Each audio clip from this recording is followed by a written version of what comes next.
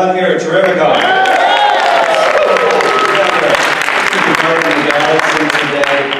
Again, for those of you who weren't in here earlier, my name is Joe Stuber, writer, producer, and host of Comic Book Central. It's comicbookcentral.net. That is where you find conversations with all the kind of folks you're going to be seeing here today, including our special guest today. Again, let's give a big hand to the Mitch Halleck, the Terrificon staff, all the volunteers, everybody working so hard this weekend. It's just been an amazing weekend. We have a special guest today, though. Last summer, she introduced us to the live-action version of the Marvel Comics Mantis and Guardians of the Galaxy Volume 2. She returned this year for Avengers Infinity War. A big hand for Pom Klementieff. She's got a long to come, so keep it going, keep it going. This has been one of the most amazing characters we've seen in the Marvel Universe. There she is.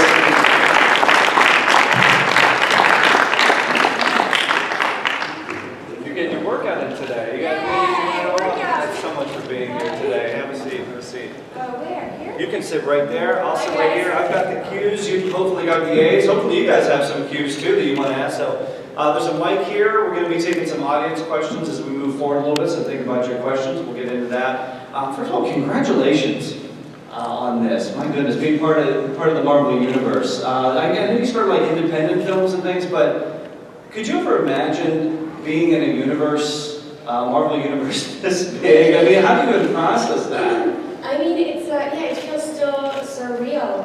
I mean, I'm really enjoying it for sure. I'm really happy to be here. And yeah, coming from France, I come from France. It was even further away. And I grew up watching the Marvel movies, the superhero movies, and it was a dream of mine to be a part of it one day. But I didn't know that it was possible. And then at some point it happened, and it feels crazy. Yeah. And to have multiple movies now that you're part of this and going into another one too, and just have a Blu-ray and digital video, however you want to get Avengers, it's out there too. Do you get these things like you watch? Sometimes actors and actresses, they don't watch their own work. Like, can you watch yourself work? Oh no, I need to watch it once just to check if I did something that was okay. I watch it once. Usually with an audience, and then maybe a second time just to double check, and then I'm done. I don't want to watch it again. Okay, but you can't just like stay away. It's not like Johnny Depp. He's just like Johnny Depp's never seen anything he's ever been in. Yeah. So but you're okay with seeing something. No. I like to see just once, just to check. Okay, and do you kind of course like did you do any course correction like from Guardians of the Galaxy Volume 2 to Avengers? Did you go? You know what? I'm gonna try a little bit of this day. I want to add this thing. Did you bring anything in on your own that you wanted to, or do you just kind of like, oh, you know what, it's Marvel, I'm just like this here? No, but when I worked on Avengers, it's we created the character with James Gunn, and so I remember that when I was shooting Avengers, I would even call James and talk, just to make sure that I was doing things right. But he was like, no, but I trust you. I was like, okay, cool. There's an element of that too, because because you both kind of worked on that together coming in, and all of a sudden you were the different director. Yeah. In a much bigger world. And also, maybe some people don't know, but even in Avengers, he helped shape the dialogues and to make sure that the Guardians were still the Guardians inside, this bigger movie with other characters that people knew from a long time, from years ago. And so. Well, that's one of the coolest things about. It's still like his voice too. That's one of the coolest things about the Avengers films is that because we see all these pieces being put together, boom, boom, boom, we love all of them, and then we see these massive movies come in, but they all still have kind of their own vibe. The Captain America scenes, they has the vibe of the Captain, and then all of a sudden, the Guardians come in and you hear the music, the soundtrack changes a little bit, and there's that sort of quirky moment of the film. You're like, oh, I feel like I'm kind of like a Guardians short film on some point. But that's what is fun about it, I think, is when we arrive in the spaceship and you hear the music, you're like, oh, here are the Guardians, right? I mean, it's what I felt when I saw the movie, so I guess, it's what you felt too. It's a fun ride. You mentioned it, I've got to address the group-sized elephant in the room. It'd be very strange if I didn't ask you. And I know you're very limited about what you can say, too, because this is part of such a massive drama that's going on. But I did want to address more in broad strokes, and just maybe the tone of how you're moving forward. Because I know that there's been a lot of drama over James Gunn recently and him being fired off the project. And like you said, this is Guardians are his movies, and there's that tone, it's that voice. I mean, he's writing the words that are coming out of your mouth, so all these things. And I know you and the cast kind of got together. So whatever you're comfortable talking about with, we'll kind of address it now, because we want to have fun today. So we definitely have some fun today. So I know we'll just mention whatever you're comfortable mentioning, and then we'll just talk about Guardians moving on, so we, won't take any questions about it, you can come later. But what's kind of been your assessment of the situation, and how are you and the cast moving to the next level? Because we've got to get volume 3. I mean, I can't get into details because I don't even know what's going to happen exactly, but I mean, I feel heartbroken, so I don't want to talk about any details or anything right now, but we're not sure exactly what's going to happen. So. You have a script. There is a script for volume 3, because I think he tweeted it out. I think you saw that. Yeah, of course. And I think they've announced that they're using the script too. So yeah, but nothing is really. You don't have the There's script. no real announcement either, so I don't know. So you don't have the Next script. question. You don't have the script with you. You haven't gotten it. No, I don't have it. I mean. Okay. Yeah. It's interesting to move forward. So, but just even, what are you looking forward to as far as Mantis kind of moving forward? Because, and again, spoiler alert if you haven't seen it yet, everybody dies, or half the people die, So, but look, we know we saw Ant-Man, and we know Captain Marvel's coming up, and all our heroes are going to have to save the day, and everybody's going to be brave. So we know you're coming back. Yeah. Regardless. I mean, I think Somehow. so. Who knows? Maybe not. Right. Do you know what? Technically, we don't know. Do you know where you are in the cosmic universe? You don't have to tell us. Do you personally, as the actress, do you know where you are at the end of Avengers? You don't have to tell me specifically. I don't know. I forgot. I know. Nobody from Marvel or Disney. Have you met Ant-Man yet? Yes, someone did that to me, like in Men in Black, Oh, they took that. Oh, so when that happened, you just blanked everything. Do you remember you were in the movie? No, I don't know. You don't remember you were in the last movie. You got paid, right? You did get paid for the last movie. I don't know. Oh, okay. No, that's right. There's nobody from Marvel or Disney to be here. So, when you read that in Avengers, what was your thought? Because we know you're coming back, so it's like, did you have questions? What questions did you have? I don't even remember if I read it first. I think it's the directors. I think it's Joe Russo who told me, what would happen. And he was like, yes, and it's going to be crazy, so everyone's going to disappear. And I was like, wow, yeah, that's a big plot twist, Right. So yeah, I thought it was brilliant. But there's a part 2 coming up, because as you're filming it, did you just skip to the end just to see if, how far you made it in? Or because a lot of actors flip to the last page just to make sure they're still in. Yeah, but I don't even think there was an actual script. I had to fight to read a script, and I'm not even sure it was the right one. Oh, okay. So you're just getting pieces and parts of things. So you don't necessarily know what Robert Downey Jr. is going to be doing or how that relates. No, but I kind of know what's going to happen at the end of the next movie. So. Okay. So that's interesting. So. But I can't say anything. Well, we'll see if we can sneak some things out of you here. But when did you first find out? Well, let's back up a little bit. Let's kind of get the building blocks here too. You mentioned about where you're from. Your family traveled a lot when you were very young, correct? So, take us back through that a little bit. How many different places did you travel? Give us some of your background and what kind of kid were you? What kind of kid? Yeah. What got you stoked? What were your interests? And then how did that inspire you to become an actress? What were you watching? No, so I was born in Quebec, Canada, because my dad was a diplomat. I lived 1 year there, and I was born under a diplomatic passport, so I was not able to actually get the Canadian passport. I just got the French one, and I tried twice to be also Canadian, and they said no twice. So that's why when people say that I'm Canadian, I'm like, no, I'm not. But I love Canada, and I've been there several times, and so Canada, and then 2 years in Kyoto, in Japan. My mother was Korean, and my dad was Russian and French. And when I used to live in Japan, I used to speak Japanese, but I forgot everything. And then after that, I went to Ivory Coast. I lived there for 1 year. And then I went to France. And then I grew up in France most of my life. So how many languages do you know? I just speak French and English, and I took German for 10 years, so there must be some German in my brain, but it's not coming out really easily. Did I read correctly that at one point you were considering law school or had gone to law school? Yeah, I did that to reassure my family, and because it leads to everything, but it was not a good match.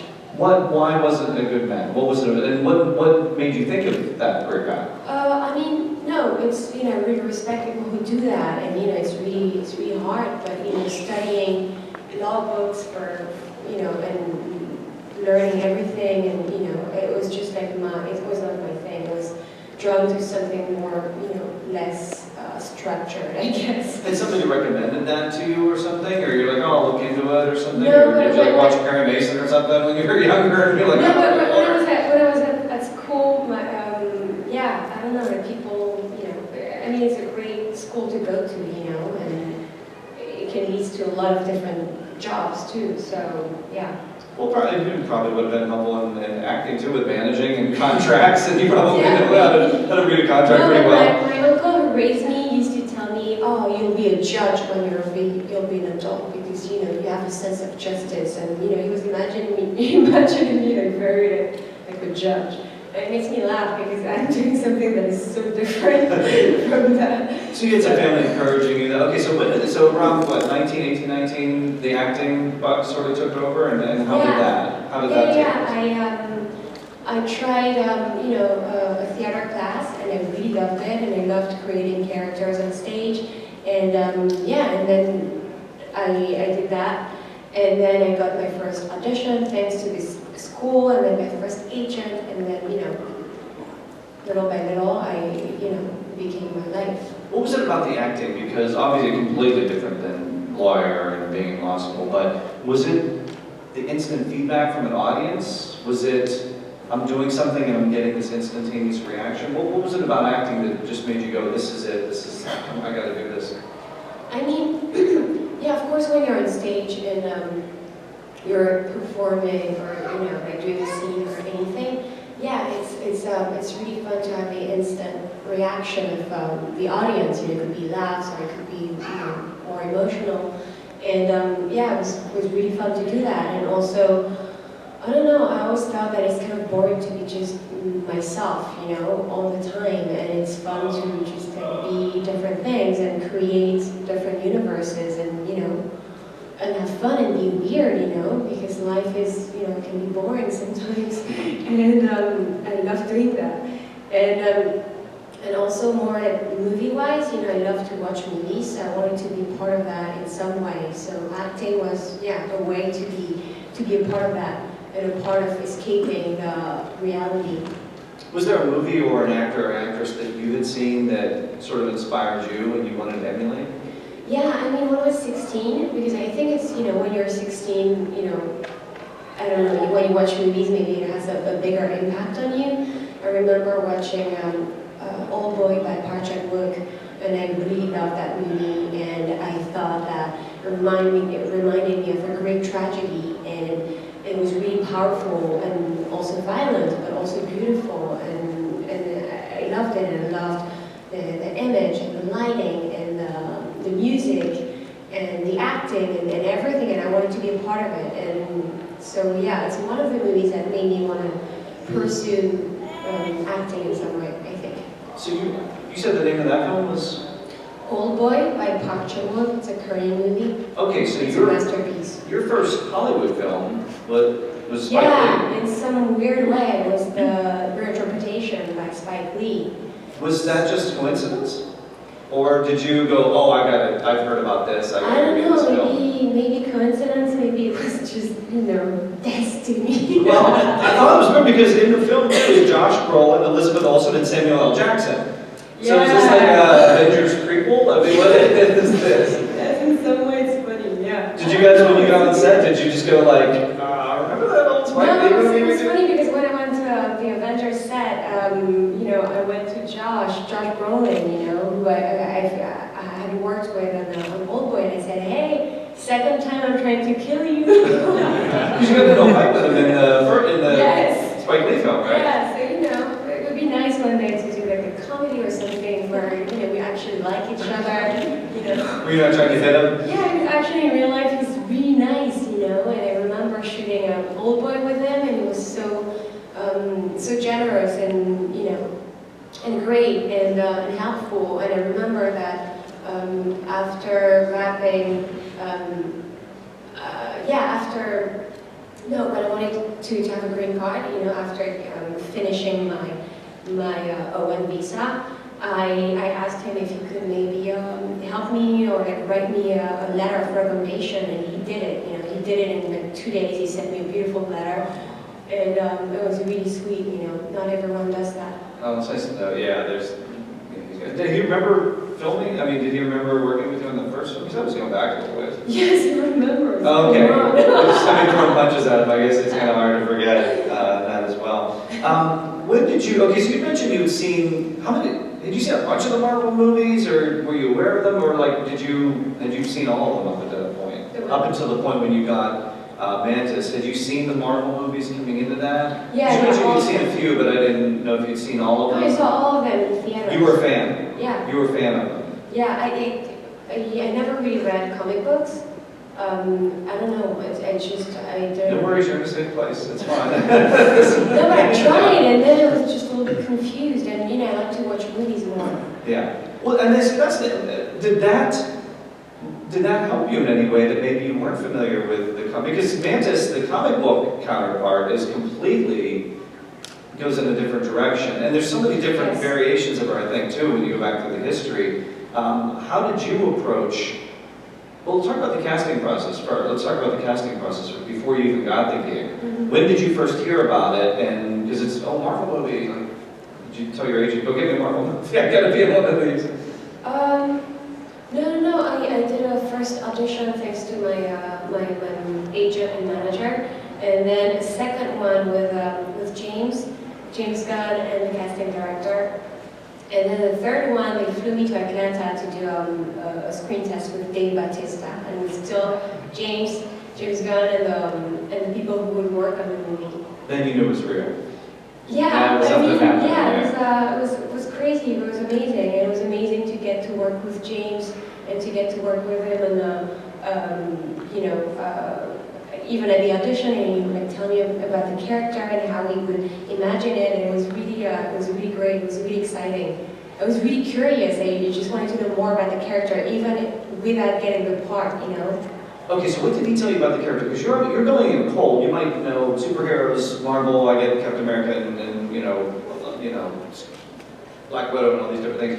But for this character, you had to be coming in cold. What did James tell you in that process that helped you to sort of find the character in the audition process? What was he explaining to you about the character? I mean, he would tell me that she was a little bit kind of like half-bug and a little bit weird. She grew up kind of by herself on a planet, or she didn't really have much interaction with other people, and it was really fun to create. You know, to me, it was really a different character from the other Marvel characters that I knew, especially as a woman. You know, because a lot of Marvel characters as women are incredibly strong and powerful and beautiful, which is amazing. You know, which I respect.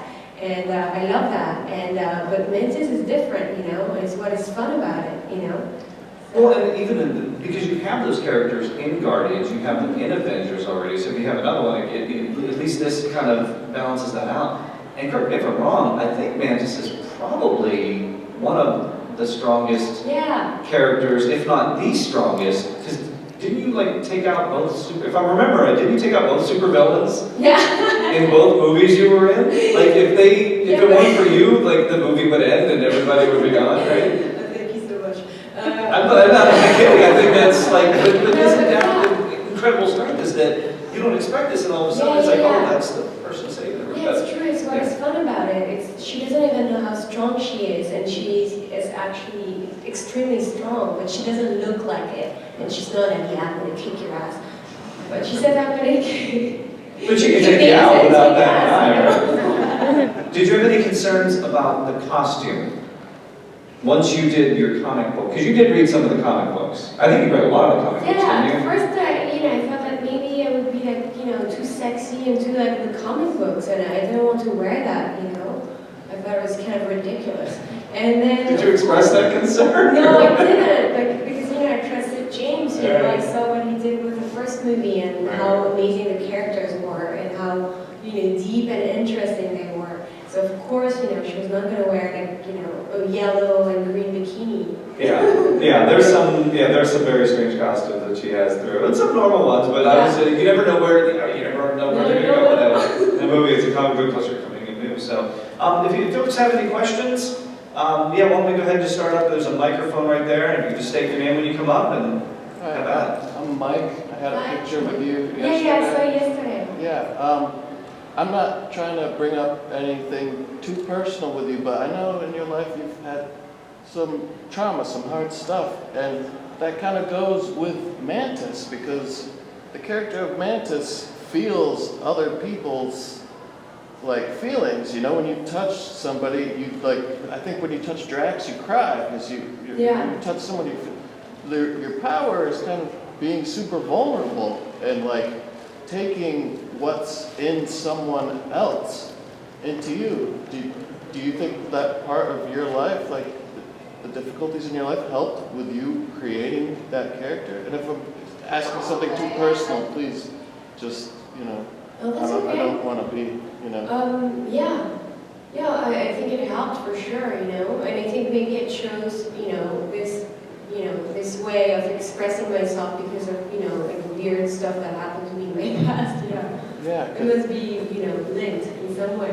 Yeah, because you said you wanted to be a different person. I mean, everybody, of course, feels that way at difficult times in their lives. So that just struck me as is that your personal way of dealing with the world is through being someone else and taking that strength, being I do have that strength, that kind of thing. Does it empower you acting?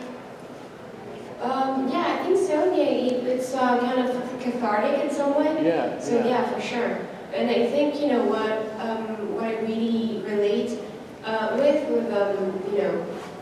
with Mantis is how she's had of course some difficult things happening in the past. But what is the most important is what you do with the people that you choose in your life. As your new family, and this really rings a bell to me for sure. Yeah.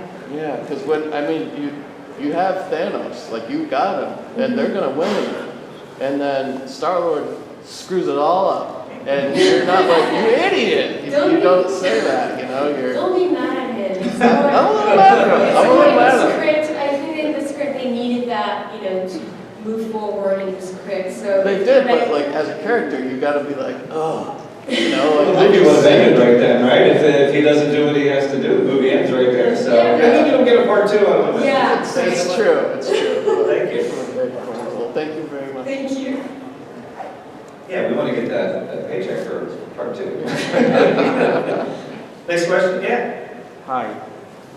What's your name? My first name is Bob. Hey, Bob. You are an iconic figure. You're very intelligent, very sweet, and you did Mantis. I can't picture anyone else doing the role. Oh, thank you. When James Gunn did the several auditions, were there many people up for that role, or did they say, no, she's there, we just got to go through the format? I think everyone agrees, no one else could do the role the way you did. It was incredible. I mean, I know some other actresses were, against, I don't want just to use that word, but, were several at the screen test, and they were all amazing from what I heard, but in different ways. So, I don't know, I haven't seen what they've done, but I'm sure they're great too, but it would have been a different Mantis for sure. I mean, you did a wide body of work, and he was talking about Spike Lee and stuff like that, but you did an incredible job, and, I don't think anyone would disagree that no one could fill your shoes what you did, and you did a fantastic job at it. I just want to thank you for doing such an incredible job. I think the execs at Marvel and Disney agree too. So Yeah. I think you're going to be. I think Mantis is going to be around. Thank you. Thank you so much. Hi, name is Nick, and when you were shooting these movies, was there anything that really stood out on set about anything else, just in really any of the Marvel movies and any of the other movies you've been in? What, sorry, I didn't understand. Sorry, no, I was saying, was there anything that really stood out on set? Anything funny, ridiculous, just being on set with all of these great actors? You and Batista are going, I mean, that's comedy gold right there, right? What didn't we see? What didn't make it into the movie? Oh my god, I don't. What can you tell us that didn't make it in the movie? Yeah, I don't it's remember different than anything. anything you'd worked on up until that point. Yeah, right? I mean, in the Guardians too, or on Avengers. I don't know, like so many like fun stuff, like jokes, or I don't know. I mean, it's a pretty light set, right? I mean, we know they're known for the music and all these things. Are you guys hearing some of the music as you're prepping for the scenes, or table reads, or like how are you guys getting into that kind of quirky Guardians mindset? I mean, James' relationship with music and his taste in music is really incredible. And I remember at the table read when we read Guardians 2 together, it was amazing because he would play the music, and he would tell us exactly when the music would be, and it was really incredible. And even when we're shooting Guardians 2, sometimes we would have an earpiece and just listen to the music all at the same time. I mean, all the actors, and we're all connected by the music. It was really beautiful. Okay, so you've got some of that playing in your ear as you're doing the actual songs. Are those the ones that made it into the final movie too? Yeah, So that's for what sure. we're saying? Yeah, it was the song that I was supposed to play at the same time, Oh. When we look at the sky and I say it's beautiful, Father and Sons were playing, and it was playing in our ear. Can you watch that as a fan? Because when we watch these things, I don't know about you folks, but I watch the Guardians too, and I just melt. I'm just like, I'm like on the floor. I mean, I'm a mess right now. I could drive my car and just, there's a music from Guardians 2 and it's just like a cry, Yeah. I mean, but you know why. Okay, so but you have that reaction too as a fan when you're watching these things. We watch these things, we hear the music, and it touches our heart. But sometimes when you're so into the production, there's green screens and there's tennis balls and there's like fake monsters and stuff. You kind of lose track of that, but you can still watch these as a fan, right? Like you can sit back and get lost in the world. Not really. Okay, not as much as we can. No, because I'm in it, but yeah. But the other scenes with the other characters, yeah. It's a lot of that stuff you don't get to see. Well, yeah, you probably never get to see a lot of the Avengers and what they're doing. So yeah, you have to kick back and watch it too. Yeah, for sure. Very cool. Next question. All right, hello, I'm Jack. Hi. Hello. You step right up to the mic, yep, so we can hear it. Yep, there you go. Cool. So, first question, arguably the most important one of the day. Why is Gamora?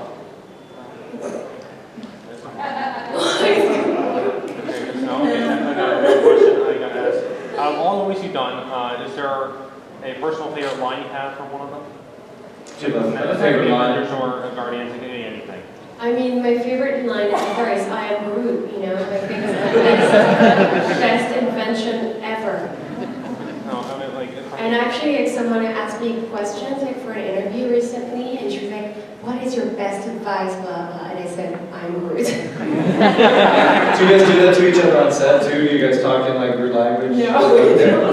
But you know what Groot's saying, right? Like, it's in the script. No, it's not. It's in a version of the script that James gave to Vin Diesel. But That's it? No one reads it, which is amazing. So the other actors don't know what he's saying? Do you No, guys no. ask? Do you like tap hands on the shoulder and be like, what's he saying? No, I didn't. Okay. I like to keep the mystery. Okay, I know. We're all curious. So you like the mystery, we're curious. Next question. Yep, you can pull that link right down. I know it's a little high there. Pull it right down. There you Hi, go. can you hear me? Yep. Hi, I'm Ainsley, and I'm really nervous, but Don't be. I'm sorry. But when you watched your performances like Guardians 2 and the Avengers, was there anything you wished you changed about how you did it, or did you really like how it came out? Like, was there anything if you could go back and change it, would you? No, I mean, not really. No, not really, because also, I mean, actually, when we worked with James on Guardians 2, we rehearsed a lot, so we tried a lot of different things, and then we shot the scene, and then, I mean, when you're an actor, you shoot a scene, and you do your best, and you do several versions of it, and then the director chooses what he wants to keep, and, it's all about the editing, and the editing can change a lot in this, the meaning of the scene, or how funny it can be, or how, you know, it can change like so much, you know, it can change everything. And then, you know, just trust James with, you know, what he thinks the best version is, and I know he's right, you know, so, yeah. There is a sense of improv in these films. I know everything is meticulously written out, and I know all of that. But there is a vibe that there's some improv going on. I think that's the best part of it. We did that. Do you guys improv a little bit? We did that a little bit more in Avengers, but Okay. on Guardians, improv, not that much. Is that because of Downey? No. It's Downey telling you It's improv. not even that, you know, because, you know, in Guardians 2, the script was written so well, too, that we didn't need that much improv, you Yeah. know? It just works. And improv is going to add more time, and then, you know, the movies, most of the time you have to cut down the time and make it more, you know, together and more shorter. And so sometimes, you know, James would say, oh, do a crazy one, or do the, you know, whatever you want in this take, and we would do it, and then, you know, he could like, keep it or not, you know. Did It's anything kind you of fun did that you thought, oh, this is never going to make it in the film, that made it in the film? I mean, I don't remember that on Guardians 2, maybe, but on Avengers, I remember that I told the directors, hey guys, I think I'm going to say bye to Thor, you know, when he's leaving. I was like, okay, cool. And then I do like the wave, and you know, it's like, no way it's going to be in the movie, you know? And then I see it in the trailer, the first trailer from me, and I'm like, what? I love that quirky aspect of it because we're so like epic, and then you just, and I think you did that in the, was it the Disney ride? There's like a Disney ride that you guys filmed some little things, and did you do like a little? Did I do a wave? I don't know. I think it's I'm my trying to remember. signature. Yeah, I think that's a thing now. You might have to do that in every film. So, next question. Hi, Hi. thank you for being here. We're all really, this is a big thrill for all of us. And I think you make a beautiful insect and you're one beautiful person. I gotta check my crib notes because I don't want to get this wrong. I think Kid Names and Take Ass is the best line in Infinity War. I think it's the best line from any of the movies. Oh, thank you. Amazing hasn't made like top 10 lists. And I don't want to make you uncomfortable, and if this is an uncomfortable question, I apologize and we'll skip it. And I think the way I'm going to word it, because I hear the love in your voice, how crucial has James Gunn been to the quirkiness and the universe of Guardians of the Galaxy? A universe that 5 years before these movies came out, only gave 2 SHIPs love. And how critical would, if God forbid his departure happens from the series? There's a different vibe in these, but it's definitely a different vibe that I think he brings into the at least the first 2 Guardians movies. Of course, yeah. Yeah, it's so it is in the Marvel universe, but it is so. He changed everything, Yeah. I think. I think he changed the superhero movie genre, you know, in some way. I remember watching all the Marvel movies, which I loved. I loved them all. And then I saw Guardians, the first one, even before getting cast in the movie, and I thought, wow, this is different. This is my favorite movie. Wow. And just the heart that he put into it. You know, it's like an author movie, you know, it's not just a big movie. You really feel the voice of the director, and you feel the heart and the emotions of each actor, the quirkiness and the weirdness, and it's amazing to look at it. It's amazing to, you know, to be in the audience and also to play the characters. So I think, yeah, he really created something special, and also working with him on set, you know, was incredible. It was amazing. So that's, not to interject, but that's very much him on the film. It's not just a guy hired to film a movie. He's very involved in the whole process. And that's Oh yeah, everything, of course, yeah. Yeah. I think it's safe to say James Gunn is all over those movies when you look at it. Sticking with the quirky Gunn family, helping you out as an actress, Sean Gunn. I've had a chance to chat with Sean Gunn a few times. Yeah. He is so integral to these movies, and yet so low-key in them, Yeah. but critical to what you guys are doing, correct? Tell us a little bit about just working with Sean, not just as Kraglin, but just him helping you with Rocket. Oh yeah. No, he's amazing, you know, he just makes himself really, really tiny like Rocket would be, and he's the character, you know. We do the scenes with him, and his voice changes completely, and then he becomes completely grumpy and the character. And it's so much fun, you know. We were really lucky to do these things, scenes with him. You know, it could have been just a random, you know, or like no one. It could have been a tennis ball and like someone saying the lines behind the camera. But no, you know, it was really amazing. And you know, shooting the movies. Shooting the movie with him and with James and with all the Guardians, you know, it felt like a real family, and you know, it was really amazing.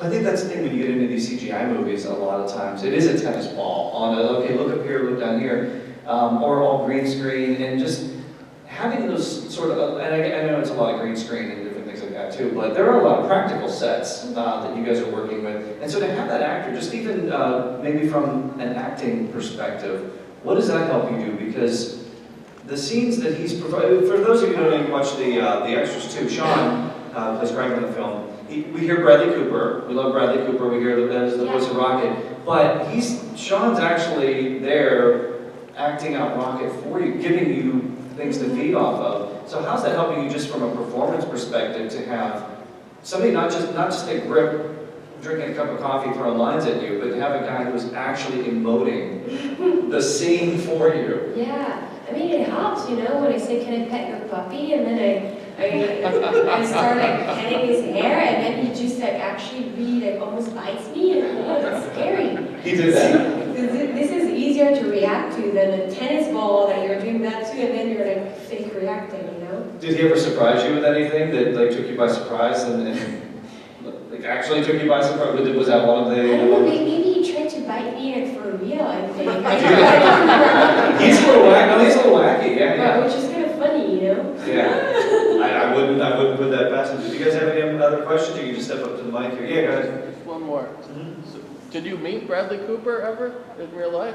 I mean, I met him for the first time at the premiere of Avengers, and I was just next to him, like, hey, I'm Mantis, by the way, how are you? You're like, I know you really well, but not at all. Yeah. So it was kind of funny. When did you first find out? So you've got Guardians Volume 2 in the can, it's out, it blows up the box office, takes over everything. When did you first find out that you were going to be in Avengers Infinity War? The producers were talking about it when we were shooting Guardians 2. So, you know, it was a rumor that, you know, we might be in it, and then it was confirmed maybe a few months after. So after you were done shooting, so what were those conversations like? Were you like, okay, am I going to be in it? Are you going to be in it? Are we all going to be in it? Yeah, I don't know, yeah. It was so much, I don't know, it was a great surprise. How do you see Mantis's arc going forward? Because obviously we got Volume 2, a lot going on, but the introduction of the character, a lot of action in Avengers, maybe coming back, I'm sure Captain Marvel, and then we've got Volume 3 confirmed. How do you see the arc? Are you asking questions now at this phase to sort of, or are you looking at comic books even and just trying to find out things that maybe you can bring in emotionally from some of the story arcs? How do you see her arc moving forward? I mean, I don't know. I don't know right now what's happening, so, you know. Well, I mean, where would you want it to go? Just from an acting perspective, because I think sometimes actresses and actors will fill in a backstory that might not necessarily be in the film. A lot of times they'll say, well, I think I did this 10 years ago, and that's making me do this now. It's never going to make the film, but do you do any of those types of things now, acting exercises, with Mantis, to help you approach a scene? No. I think that's the thing, is the fact that these movies are so well written, that a lot of that stuff is out there. Because I know you read a lot of the comic books. Working with James, you know, it was like a really specific vision. So, you know, I trust that 100%, you know. But now, so I don't know, you know, I don't know what's going to happen. Yeah. So I can't say anything, you know. Chris Pratt on set. I mean, he's carrying the weight of these films, especially the Guardians films, and the moments in Avengers where he's carrying the weight of these things. But it just seems so effortless when he's doing this. Can you kind of give us a glimpse into how he approached? What's he like on the set? Because Well, Chris is the best. He's the funniest, the nicest. He's always in a good mood. He sets the tone of just being, you know, amazing. And we have such a great time, you know. And he's so funny. So yeah, he's gonna do takes like different ways, and he's gonna kind of like improv, and like and then in between, in between the takes, he's gonna just like, I don't know, like do an accent or like create a character, and he's so fun. Well, especially when you're number one on the call sheet, it seems like it would be so easy, especially when you get into these group films. Yeah. You know, if it's Captain America, it's like, it's Chris Evans, we get that. It's Captain America, he's got the whole thing. If it's Downey Jr., we get that. But in these films, it's almost like everybody has to find their moment. How do you guys all work together to make sure that you share those moments, that everybody has that spot? I mean, do you kind of, what conversations do you have when you're shooting? I mean, when we worked on Guardians 2, we had a few weeks of rehearsals, so it helps a lot to know what we're going to do, how we're going to move in the scene, and where we're going. So when we shoot, we actually know what we're going to do. So it helps a lot with that. And all the actors that I worked with on Guardians 2, they're like really amazing actors, really talented and really good. And also they don't have a big ego, so it's about the scene. It's not about like, oh, how I'm going to be better than the others in the scene and how I'm going to be shown more. No, it's not about that, So everyone is very generous and very, leaves the spotlight to someone else because it's like someone else's scene sometimes, So yeah. Well, that's what I was curious about too, because you're coming in the second part of a three-part arc too. So, and they had already established that sort of family relationship with each other. I'm sure they had a shorthand with each other. What were the challenges for you, kind of coming into that already pre-established family, and how were they able to welcome you in? I mean, it was great. They were like all really understanding and all really great. I felt like a part of the family. It was really amazing. And yeah. Outside of, we know you're going to be, we're assuming you're going to be in Avengers. We know Guardians 3 is coming up. If Mantis could pop up anywhere else in the Marvel movie universe, or even in the Marvel TV universe, there's a lot of Netflix shows out there now. If you had your choice of Mantis making a cameo, or even a nice juicy role, which one would you pick? What are some of your favorites? I mean, I love Black Panther, so we'd love to do a cameo. I was wondering if you were going to go there, yeah. You want to hang out in Wakanda? Yeah, for sure. Okay, but you did get to... Have a scene with Shuri, that would be great. Okay, well, I'm trying to remember in the movie, like, did you have a scene... I don't think it was a Black Panther Mantis scene, because there were two different... Oh, what? You guys were in two different areas, I think, in the movie too, so... No, I love So you couldn't pop Black up. Widow too, and I Okay. can't wait to get to meet her. I love the Hulk, I would love to meet him. And what else? Okay, so... And I love The Simpsons, I know that it's part of Disney now, so, we'd love to have a scene with all the Simpsons. Wait, that might be the weirdest crossover I ever heard. I You would pop up on know. The Simpsons? Yes, it's my dream. Would this be an animated Mantis, or would this be a live-action Homer? Whatever you want me to be, I just want to have a scene with The Simpsons. That I can't even top that. That's gonna be amazing too. Twitter, it's at Pom Klementieff. You're gonna be out there. Yeah, but I don't really like Twitter. You're not out on Twitter. You're taking a Twitter break for a while. Yeah. I would imagine so. But I think that's gonna be going on. What other projects do you have coming up too? We got. What are you gonna be looking at? Are you just heading straight into Avenger? Have you already shot the next Avengers?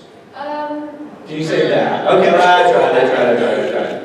No, there are some reshoots going on, I think, but I don't know, because it's blurry. But you're looking forward to continuing on in the Marvel Universe, however this character arc takes you, correct? Yeah, I mean, it depends. What are you saying? Bigger and better. I think we should have our own Mantis movie. I think Mantis should have her own film. Oh, yeah, that'd be great. Yeah.